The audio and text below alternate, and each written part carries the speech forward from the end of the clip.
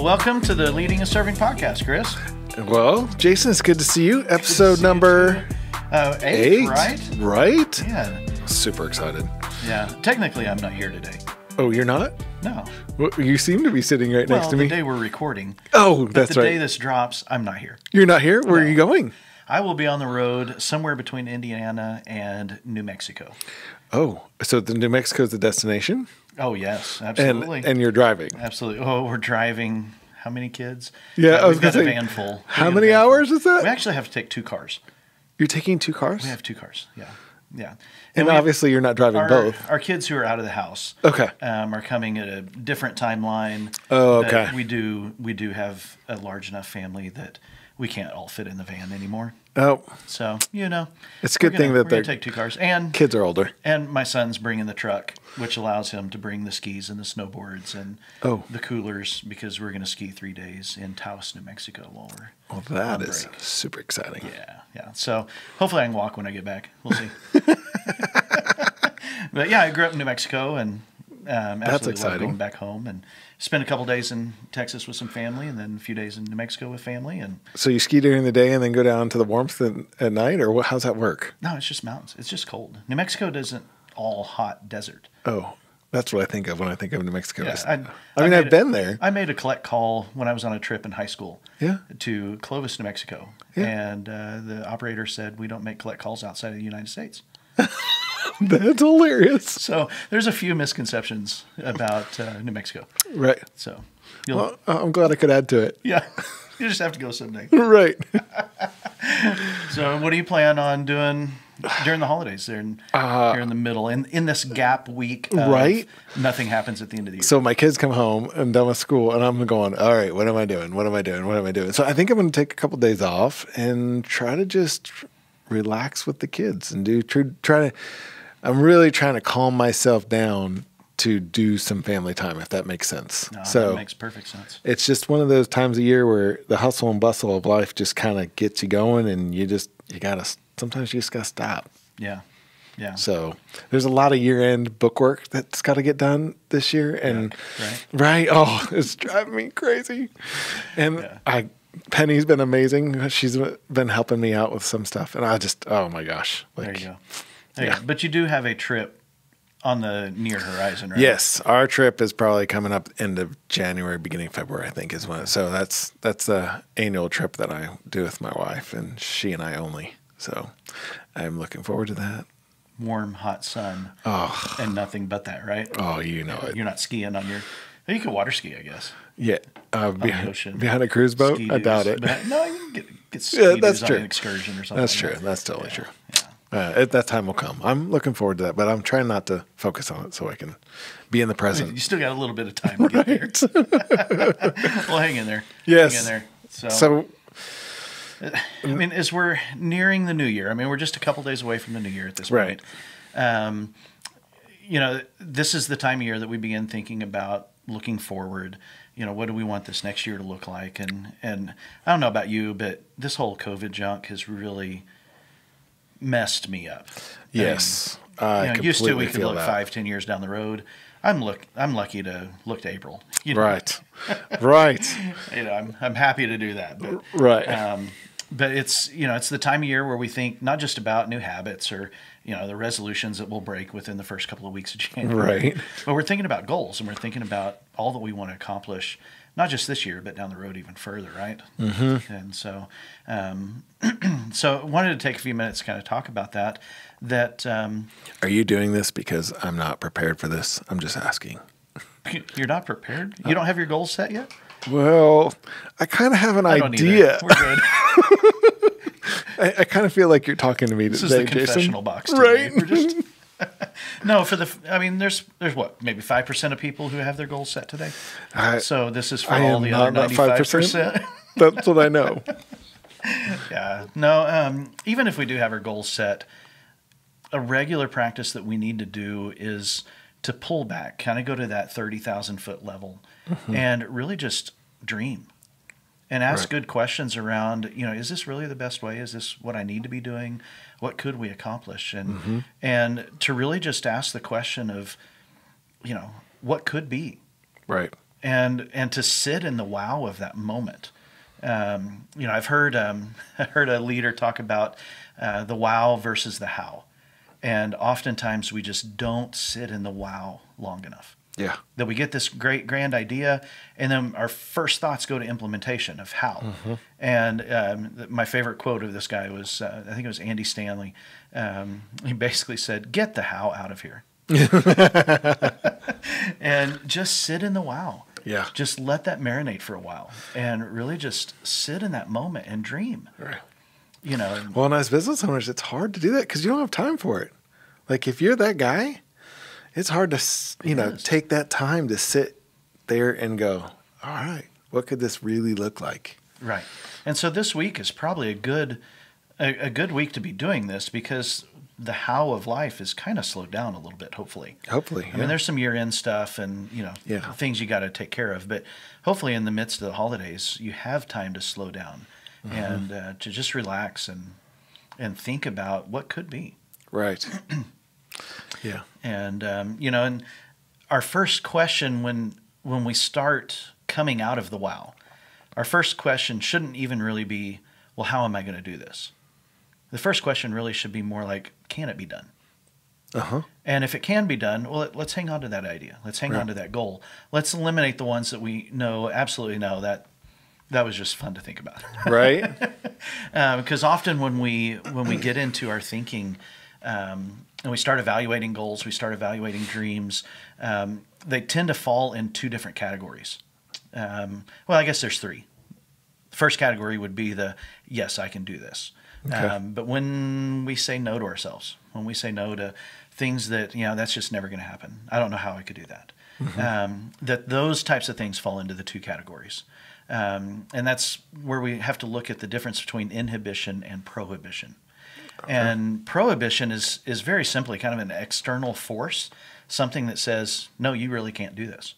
It's illegal. Right. There's like rules. Speeding? I don't know. Is that a prohibition? I don't know. They tell me I'm not supposed to go over 55. I know, especially if you're in a construction zone, which we've got plenty of around town, right? No, that is a prohibition. Right. That no, you're not supposed to do this. Mm-hmm. And so you might have rules, laws, licensing. There might be government restrictions of saying no, you as a business you just cannot do this. Right. And yeah, that's fun to dream about, but no, that just needs to be. And so that's prohibition. You're truly prohibited. There is a fence standing in the way between you and that goal, and you just should not scale that fence, right? Everything else probably falls into the area of inhibition, that we tell ourselves, no, I just don't know how I could ever do that. Yeah. I don't know that I've got the skills. I don't know that the customer base would accept that. I just, they won't like this. Mm-hmm. Well, who is the they? Do the they really have a name?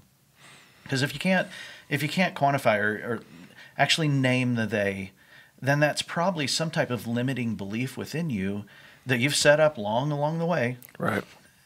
Not even knowing it. Maybe. Not even knowing it. Yeah. I mean, I have, just kind of give you a fun example. The very first business I ever started, I had a catastrophic inventory failure. Really? Oh, man. Just completely. I lost everything that day. And because of that, I saw the value that I lost. Because of that, I've always lived very frugally. Mm-hmm. Like, I don't want to invest in that. That costs too much. Oh. That's just too much. And so I'm hesitant to make large investments because of that. Because of the risk. Failure. Yeah. Oh, yeah. I mean, the other side of that story is that I was 6 and it was a Kool-Aid stand on my front. Right. On my front porch. And my 2 pitchers of Kool-Aid went tumbling down the driveway. Right. Thanks to my brother. I hope he's listening. Right. I'm still bitter after X number of years. Right. I'm not going to admit that. It's like young entrepreneur's dreams shattered. But I clearly remember standing on the driveway going, oh my goodness. I have just, I saw all the money. It was Kool-Aid. Right. That I thought my parents were out of because they'd invested in me as a young entrepreneur. Right. And that really left a mark on me. That's really interesting. Funny how I can trace back that far. That is amazing. Moment. Yeah, it's goofy. I don't know that I'm that introspective, but I think it's amazing. It's a fun family story we've told for years. But anyway. That's awesome. But that illustrates the inhibition of I don't want to, I could never achieve this goal because it would require me to invest X amount. Right. I don't think I've got the risk tolerance within me to do that. Mm-hmm. But I do. Right. I can. Right. And so who is telling you you can't? That as we look at these goals, as we sit in the wow, what are the things inside us that are saying you can't do this? Right. And their limits, they're inhibitions that we put on ourselves oftentimes. Things that we fear. We're afraid of, afraid of failure. We're afraid of losing something. Or Right. we're afraid of something we're trying to hide coming out in the open, and we're just not willing to go there. And so we kind of have to dig deep in ourselves and kind of that introspection of, is this truly a prohibition, or is this an inhibition that can be overcome because this is a limiting belief that I have subconsciously or inadvertently put on myself. It's amazing that at some level, all of our experiences through our lives have affected us one way or another. Absolutely. And they've created sometimes a position of you can't do this or you shouldn't do this, even though it's completely acceptable to everybody else outside of your world. And I think that's a great learning tool to question that. And I mean, sometimes I think, I don't know, for me, it sometimes takes a third party, like a coach or a mentor. Absolutely. That is, that's going to be able to bring that to light for you because you might not even be able to see it because it's so in your face. And that's a true, I've seen that with, maybe with myself, especially at times where I've questioned and not realized that it was a me problem. Right. Yeah. Whatever kind of relationship it might be. I mean, going back to the Kool-Aid story, I probably had not figured that out until I met my wife. And we both live very, very conservatively, frugally, for very different reasons. And it wasn't until we were kind of comparing that years ago going, oh, mine goes back to a stupid story when I was 6, you know? And so, having those relationships where they're trusted friends, partners, spouses, coaches, mentors, things like that, to help you kind of dig through and kind of hold the mirror up. Like we were talking about a couple episodes ago of what's it like to be on the other side of me. Right. Of holding the mirror up and looking at ourselves and going, what's holding me back? Who says I can't? Right. And, let's sit in the wow and get the how out of here, right? Right. That's just good. That's just my favorite. Right. I like it. But, and I'm more of a dreamer. I enjoy getting up to that 30,000 foot view and asking questions like that. Yes. And so and they create such a great amount of growth. So that's just a great opportunity to recognize that, especially like you said, for goals and stuff like that. Right. So during this gap week, I hope we all take a few moments to just sit in the wow for a little while. Yeah. And dream. So tell us about our guest today. I was going to say Kyle is here today to talk with us, and I'm super excited about talking with him. He is a phenomenal guy. He works with his dad. They own a payroll company here locally. And just ASAP Payroll, right? ASAP Payroll. Yep. And he has created what I really enjoy about him as well is he's given away free content left and right by making videos and teaching people about payroll. And as an entrepreneur, there's some things I didn't know, and he's given me great wisdom in it. So I'm super excited about talking with him today. That's cool. That's cool. Well, let's jump over and talk to Kyle for a little bit. Sounds good.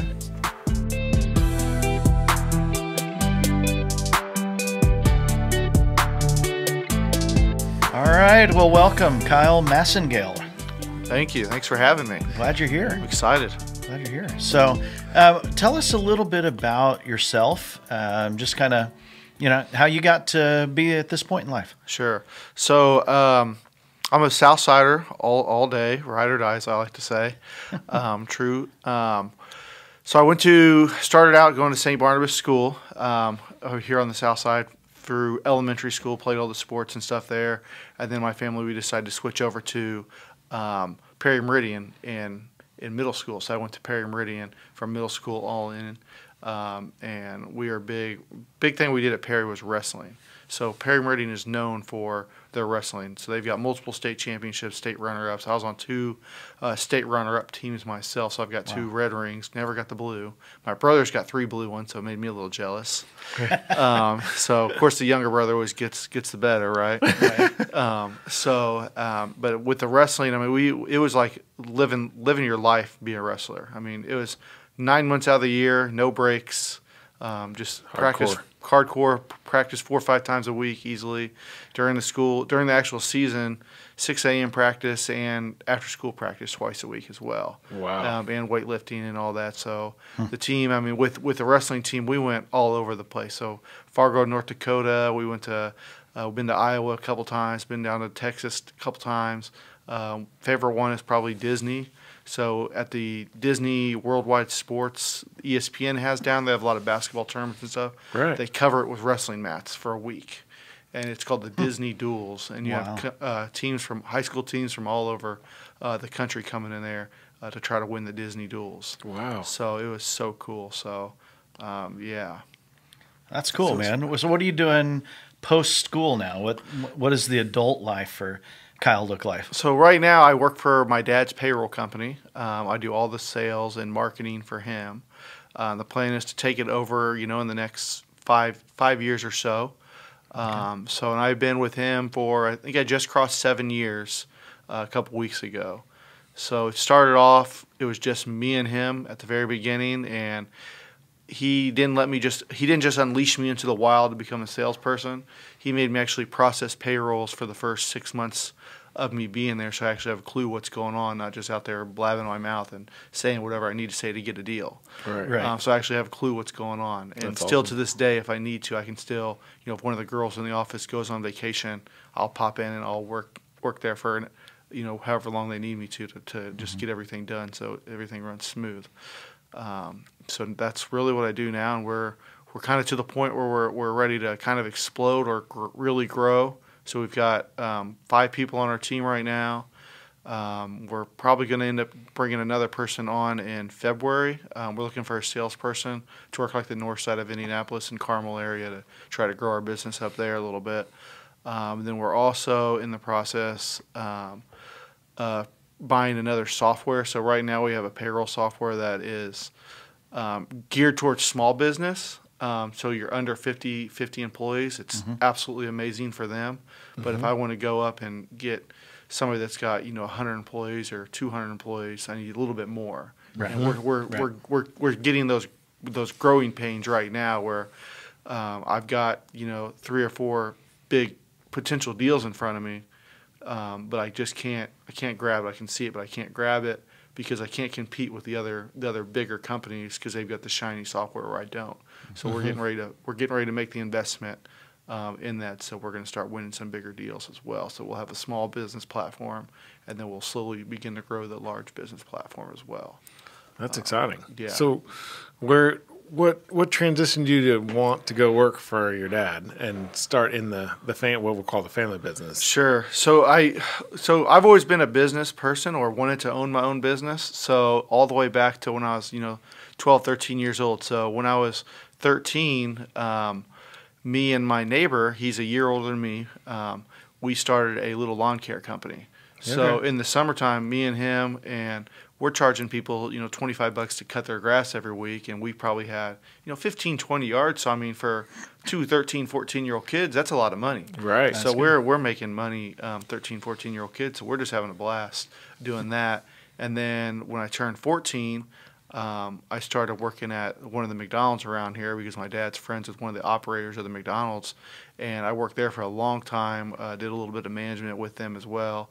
My ultimate goal originally was to move up through his organization and eventually own my own franchise of my own McDonald's. But he kind of came in realization that probably wasn't going to happen. What drove you to want to do that? What drove you to want to own a McDonald's? I think that's just because that was the first real job I had, and I saw his success owning 7, 8 stores, and I'm like, I want to be like that guy. Right. I think that was a big part of it. And I always kind of liked the restaurants, just kind of liked working, doing that kind of work there for a while. Okay. And I think that's kind of what drove it. For a while, we started looking into a Quiznos franchise. So a lady here had one. It was kind of in the dumps. It was going to be me working a lot of hours, so 80, 100-hour week to try to bring this thing back. Wow. And then there was another one a little bit further down where an older couple had one as well, and it would have been a turnkey making profit day one, but we weren't ready for that yet. So I was going to work this one for a year or two, get it back, and then when those people were finally ready to retire, buy their store as well, and then expand from there. The goal there would have been, own, 10 restaurants throughout Indianapolis or Greenwood area. So that would have been the ultimate goal. And then it just we came to find out that Quiznos, after getting more into it, Quiznos Corporation, they weren't the greatest organization to link up with. As you can see today, I think there might be one Quiznos left in Indianapolis, and it's in Plainfield that I know of. So they're not around. So kind of saved me and dodged me a bullet because I was only probably 20 years old, 21 at this time when I'm looking at that. So that's pretty young for somebody. I was going to say that's young. Yeah. Dedication to take on 80 to 100 hours a week that's intense. Yeah. So, but I've always wanted to do my own thing. So, right. And I did a little bit of sales for one of the Southside newspapers for about a year, and I had success with it, the Southsider Voice, if you're familiar with that one. Yeah, I am. So I did a little bit of sales with them, selling advertising for them for a year. And I wasn't like the greatest at it, but never had any formal training or anything. They just kind of said, well, here's our pricing, go, good luck. So I was just out, pounding the pavement, as they say, and making phone calls, just trying to drum something up, this 22-year-old kid trying to drum something up, calling all these business owners. And I had a little success with it, and my dad was like, you know what, why don't we bring you over here and at the payroll company and see if we can make something out of it. And it's been great since there. So that's awesome. It's been worked. He invested in me, and he got me trained. Went to Sandler Sales School up on the north side of Indy. Okay. If you're familiar with the Sandler product, where it's a whole process. They do the submarine where they teach you. You do an upfront contract, and you do your value statement with the pain points, why somebody would switch with you, and really drill down on what the pain is of why they'd want to make a move, and then get them to commit. So it's a whole sales school and a sales process. So he sent me through that. And that was like a 9-week, 10-week course. And then I also did their President's Club for a couple months as well, where I'd go up there every Friday and kind of talk about, what's going on this week, how can we help you, what did you do wrong, what did you do right, what do you need to do next time. So that really helped a lot. That's cool. That is cool. That's cool. Now, you mentioned, before we hit play, you mentioned that it was just you and your dad for a time, and now you're a team of 5. What were some of the growing pains along the way that kind of helped you guys, work through that expansion, that growth, and taking the business to the goals that you've got set for 22 now? Yeah. So the growing pains were we didn't have a true salesperson out on the street, so that's a big one. So you have me, basically no sales experience, don't have the contacts.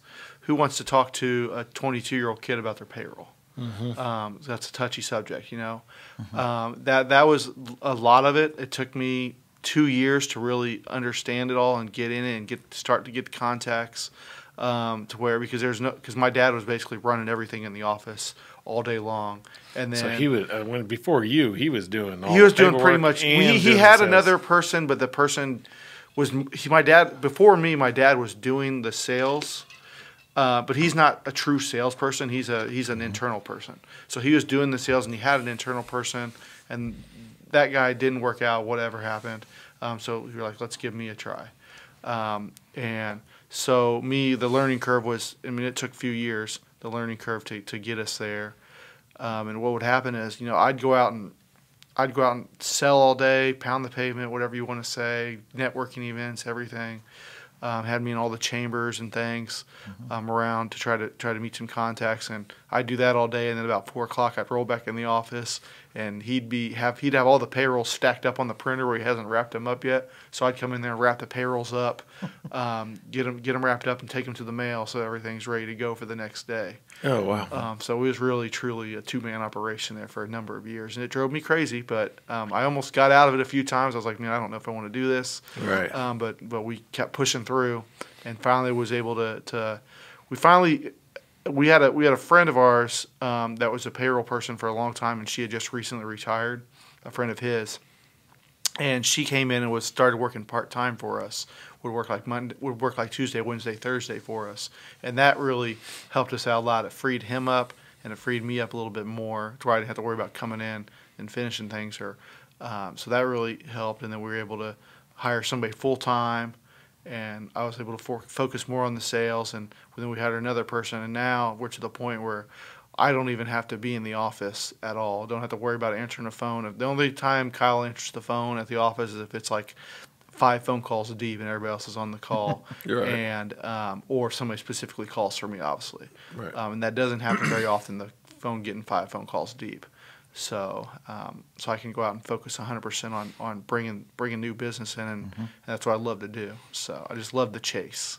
There you go. That's cool. Well, at the end of the day, for you and your dad, what does success look like? What does that mean to you guys as you're running a family business in the payroll industry? Sure. Well, success for him is for both of us. Our dream is to get it to where he retires, but he still owns it or gives it to me basically, but he watches over it and lets me run it. But we have a team in place to where I don't have to worry about it. I just continue doing what I'm doing. We hire the right team people, grow the right people, invest in the right people, and we can just take it to the moon from there. That way, and then him and my mom can just do what they need to do after that, and that's kind of where our goal is. Okay.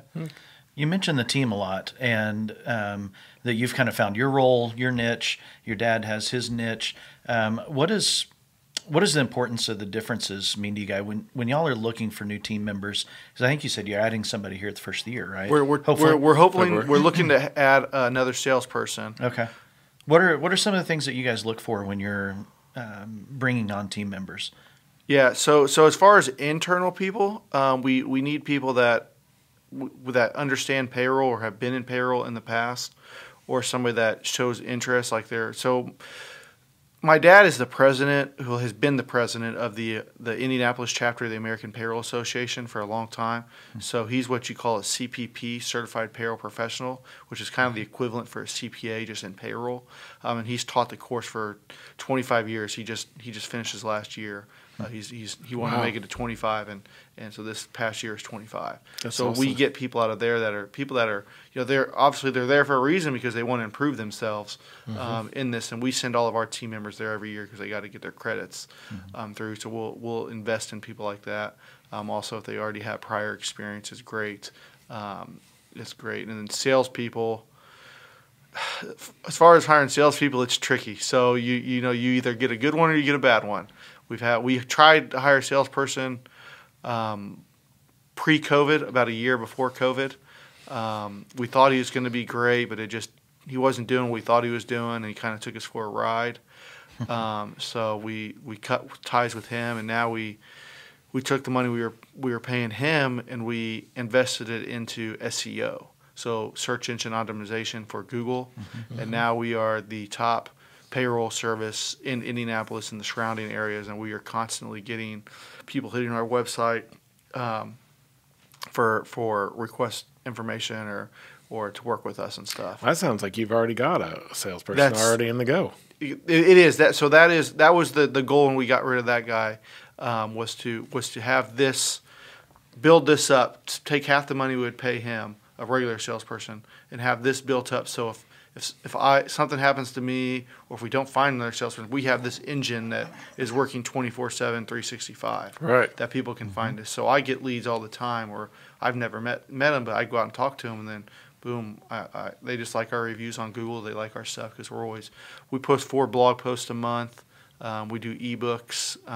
So like one we recently did was the guide to hiring your first employee in Indiana. So that was all about, it's a free ebook to business owners, because a lot of people don't know, when you hire your first employee, they don't know all the taxes and all the forms and the work comp and all the HR stuff they need. So if somebody calls our office, we just forward that over to them and say, hey, look at this. Free information, and we can help you along the way. And as a solopreneur, we have another friend who was just saying this morning, as a solopreneur, you don't know that stuff until you need it. Yeah. And then it's like when you need it, you're like grasping at straws to try to make it happen, or come up with a plan. You know what I mean? So shooting from the hip, trying to make things happen. So that's awesome. What is you've been through some growth and that. And you sound like you're in a good spot now. What is the greatest blessing of where you're at right now? The greatest blessing for me has got to be the girls in the office. That has just totally changed our lives to where we, like for instance, we're going to Arizona. We're going to go watch the Colts play the Cardinals on Christmas Day in Arizona. And we can leave for a week knowing that everything's going to be okay. We don't have to be there. And we're just a phone call away if something does break down. That's the greatest thing. We're back 5 years ago, we couldn't even take a vacation. That right now is our big thing. I would say those girls are just amazing. So instead of putting 80 to 100 hours in Quiznos, you end up putting an 80 to 100 hours in your payroll. Yes. Okay, that's a neat transition. That's cool. What is something along your journey that was maybe seemingly insignificant, or just kind of seemed like small, and you thought, not much of it at the time, but then it turned out to be really monumental in your life? Something that really just turned the tide and made a huge difference for you. I don't have to think about that one. I'm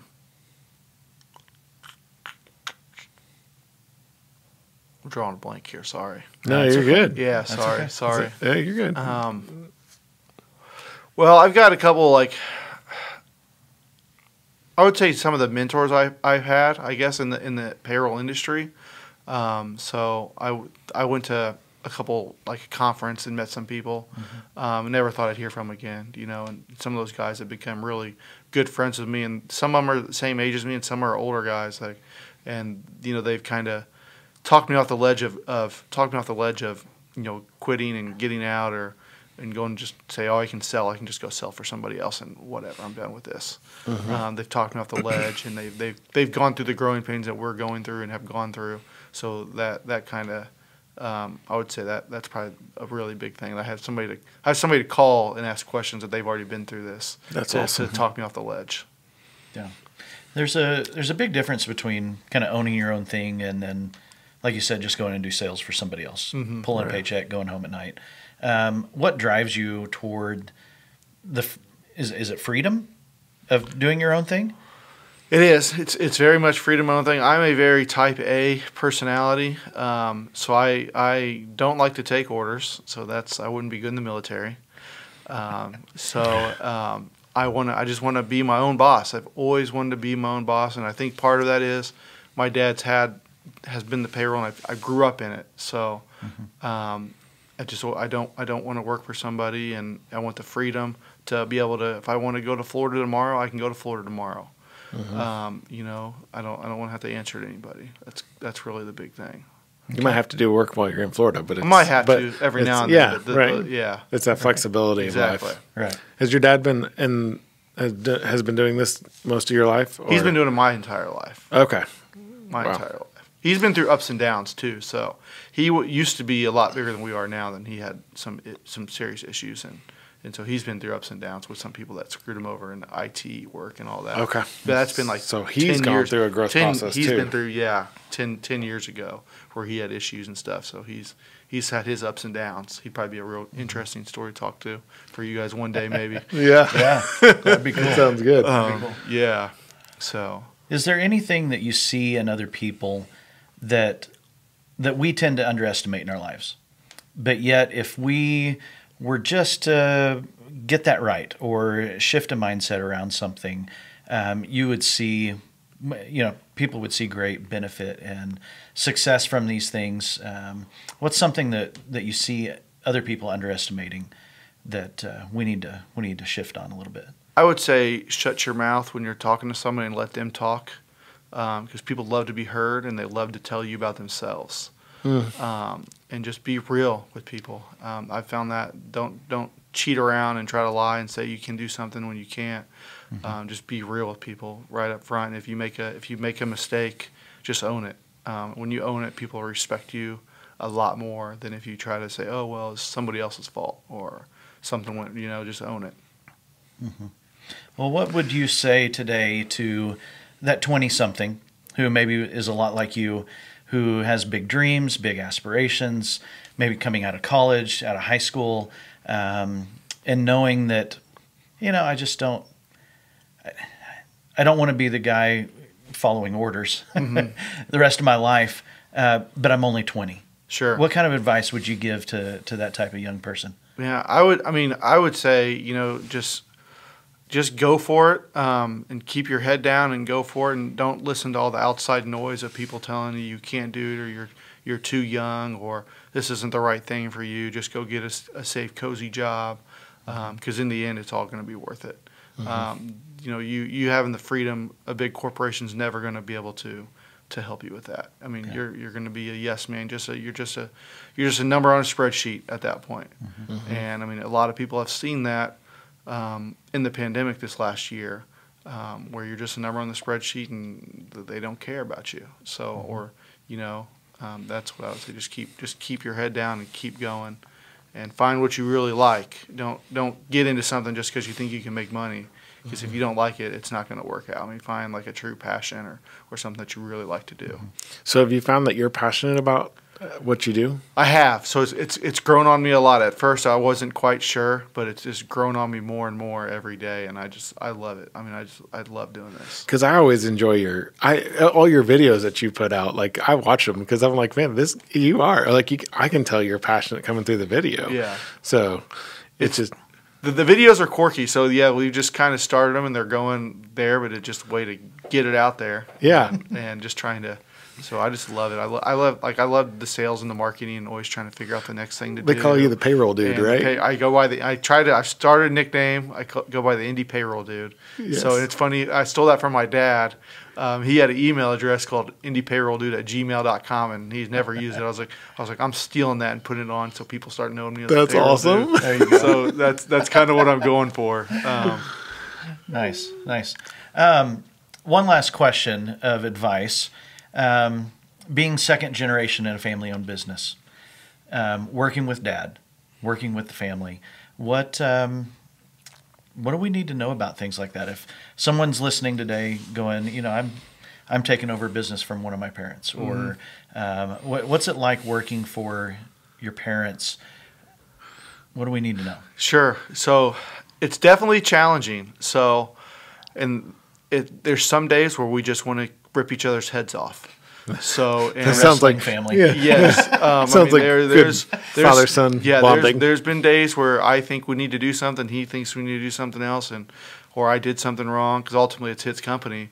You just need to it's a lot of people can't do it. So me and my dad have a really good relationship. So we're almost like each other's best friends, really. So that helps a lot. That's cool. It's definitely challenging. So just kind of listen to what they say. Make suggestions, push a little bit, but don't push too far to where you break your relationship with them. Is what I would say.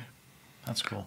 Well, Kyle, ASAP Payroll, right? Yes, That's sir. the name of the company, or the Payroll indie dude. Payroll Indie's dude. Payroll dude. There you go. How does somebody find you guys? How do we connect with you? Sure. Yeah. I have two ways I connect to people is LinkedIn. You can find me on LinkedIn. That's where I release all my quirky videos and blog posts and everything, and connecting with people. I have about 1,500 followers on there. Okay. And then also our website, which is asappayroll.com. You can connect with us there and give us a call and check us out. Right on. Thanks so much for joining us today. It's been great to talk to you, and I know I've been in a family business as well, so I know it's got its quirks and issues you work through and learn. It's always good to see somebody else's perspective, and thanks for sharing that with us today. Yeah, no problem. Thanks for having me, guys. So, Right on. Well, we'll be back here in just a moment. Awesome. thanks.